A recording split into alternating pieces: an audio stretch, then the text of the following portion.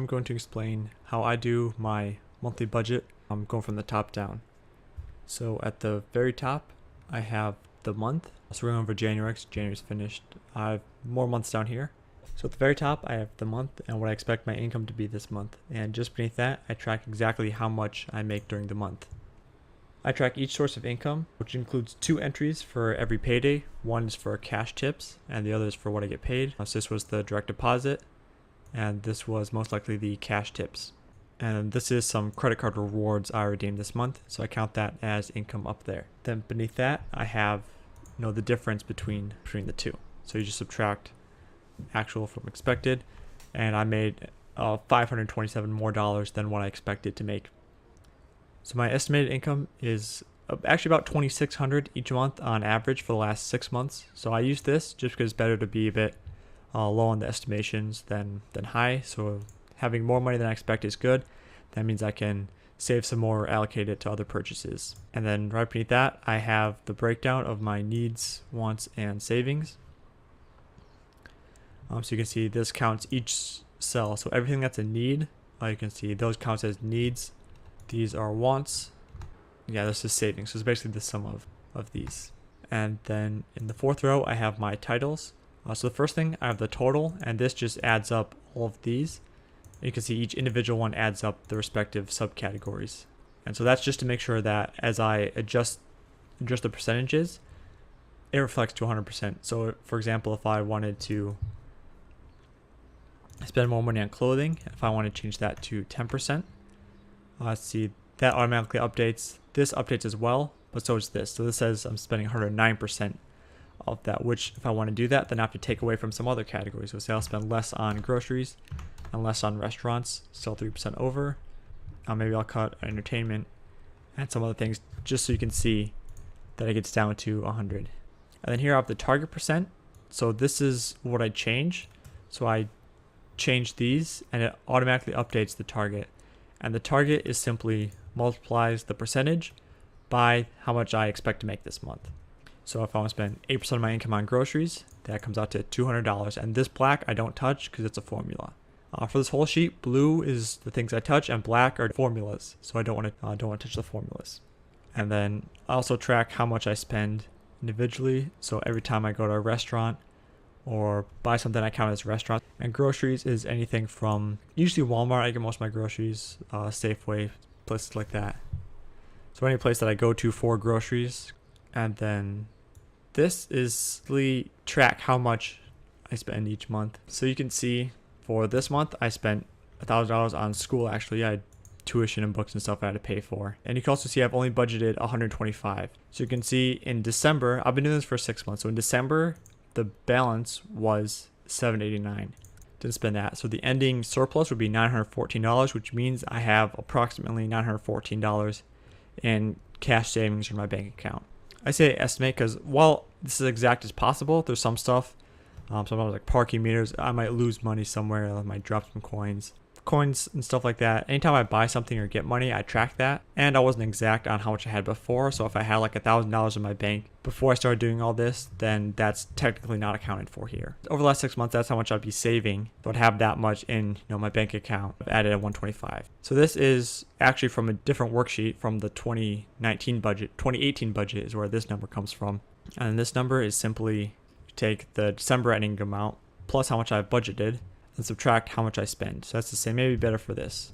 So upkeep, I had to spend a lot of money on car repairs recently that I wasn't expecting. So you can see it takes the negative $480, adds the 200, and then subtracts the 48. So my net account was negative 480 for upkeep. Then I add about 150, and you can see it comes out to about 330. I overspent. I didn't have quite enough saved up, so even with these two added, I still have a deficit of 155, which I'll have to make up in the next month. So you can see here we have the next month. So this is pulls from January. This is the 155. That was this. And you can see I'm saving $250, so I'll have about $100 in savings, in cash savings at the end of February, assuming I don't have any other expenses or spend anything else from here. So the next category is rent, which varies based on utilities. I budget about $550 each month, and I just leave it in italics until I actually add the number. But you can see rent is $450 plus utilities were $92.37, so that means rent is that much. and you can see it's about 22%, but you can see it's a bit less. So when it's a bit less, I update some categories. So like this one, I added a couple extra percentage there, and here it makes up for some, so just so it adds 100. So I might have to add more to a category or add less if it's over. You can see if it was, say this was 110 instead of 92. So now I'd be over and I have to cut 0.8% from something. And there's no surplus or deficit just because it's rent, so it's just paid each month. And I don't carry it over one month to the next. And the next category is car, which you can see is often what I spend most of my money on. I drive a lot for work, so gas is a big one. And you can see I didn't budget accordingly over the last couple of months, so I had a $100 deficit in gas. So I'm making that a bit up this month, so it's not only it's basically even.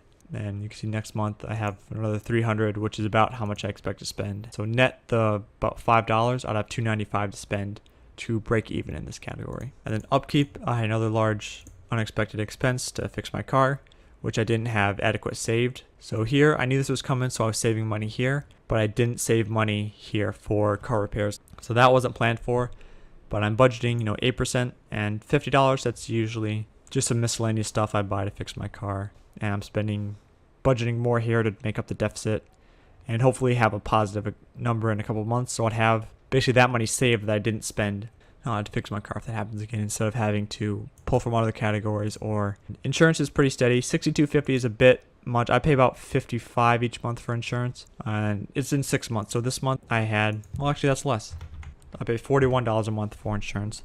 So I'm budgeting a bit extra, so hopefully I'll have a positive number here, so I can just reduce that instead of playing catch up and netting this up to 0. I'll be saving up to the 300, then cutting it down to 0, then saving, then cutting it down to 0 again. Food is another variable category. It's easy for me to overspend in, but it's also easy for me to budget and cut back in. So again, in December I spent a lot more on food and going out just because it's the holidays. Now I didn't have enough money saved, primarily because I was shifting money around to save for this in my budget. So I have deficits here that I have to make up. So you can see I'm budgeting a bit more what I actually spent. So this number is going down by about 20 and again down by about 20. But I'll be more aggressive here once I save enough money here to pay this off, get this to 0. I'll be able to put more money in here. And this is another big one, which I'll talk about when I get to it. So next category is personal, and you can see it includes clothing, entertainment, things I buy for the house like paper towel, and things for my health like multivitamins, stuff like that. The following category here actually references another sheet which I write down large purchases. So wish list refers to this, which is a list of everything I'd like to buy. I would like noise canceling headphones, like a nice office chair, iPad Pro and pencil, and stuff down here that I would like, but it's not a priority as the first, This I'll probably buy first, then maybe that, but I don't know the order, just the higher it is, the higher priority that is. This category, wish list, is, so recently I built a computer that I'm actually recording and editing the stuff on now. Monitor, keyboard, everything. I didn't exactly save. I did that because there was deals. I used the Discover It credit card, which gives 5% back on Amazon.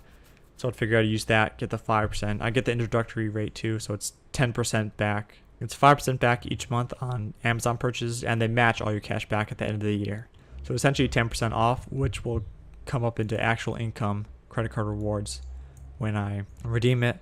But for now, I overspent, and that's why this is the highest single category, even more than rent, is because I'm aggressively paying this down.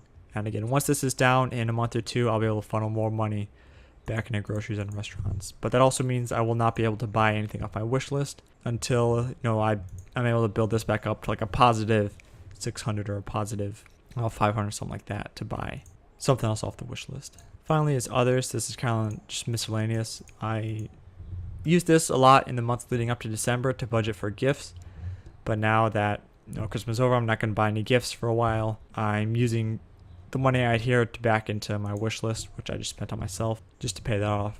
And donations, I gave $2 this month. I don't give a lot. I used to use this more too before I had all these negative balances and the car repairs I had to fix. Finally, I have subscriptions, and you can see this is all the same. This is the same. This is the same each month. I probably should make that black because it doesn't change. So Target and Actual is the same thing. It's a recurring payment. Gym, Spotify, MyIQ, and membership I have. That's about $250 a month. It's paid annually, and this as well. So these are both paid annually, which is why I have this amount here. And each month it basically reduces this by that amount, and then when it hits 0, I basically have to renew my membership. Last thing I've noticed is that all these reference the estimated income on any random one you pick. Estimates the reference one. This is calculated. Actually, I guess that's hard-coded.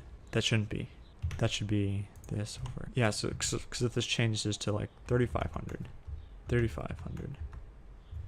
that should update, but these don't update. Okay, yeah, so we need to update this. Oh yeah, this is wrong. What equals this divided by... Oh, that's why. I need to lock. There you go, so now it's hard reference there. This is trying to refer to something else. Okay, there we go.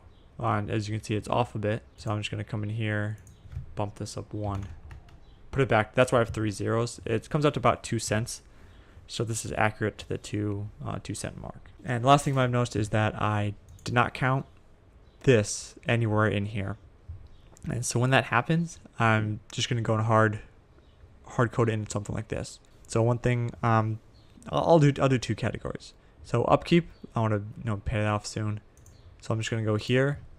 I'm going to subtract. I'll spend, let's say 70%.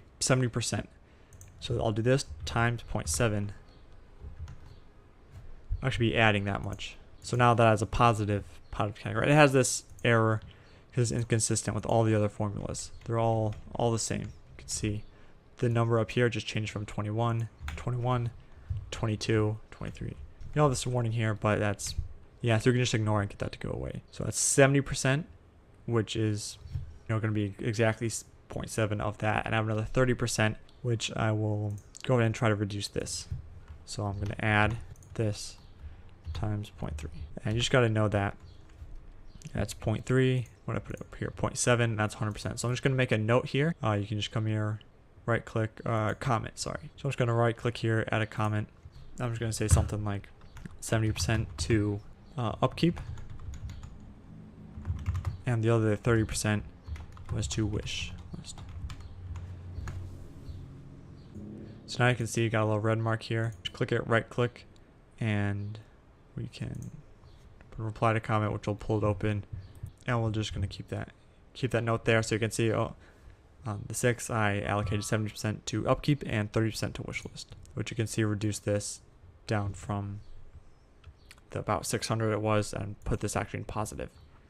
And then I'm just going to change this to black just because I know it's not, I'll change that to black because it's basically a formula, because it's based on actual income and everything.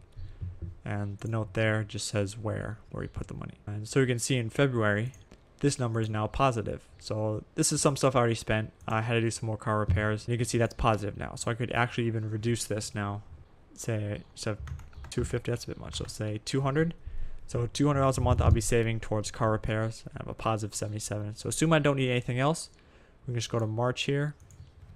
Put this down to 200 as well. 277, April. And you can see if I don't have any other car repairs till May, I'll have 677 saved up, essentially in cash in my checking account that I wouldn't have spent. And it all more flows with each other. And it's all 2,500, etc. Already made some money this month, so that goes there. And I'll add the difference at the end of the month. That's kind of like post-month accounting. If you have any questions, you can please leave them in the comments, and I'll either respond there or I'll make another video to clarify things.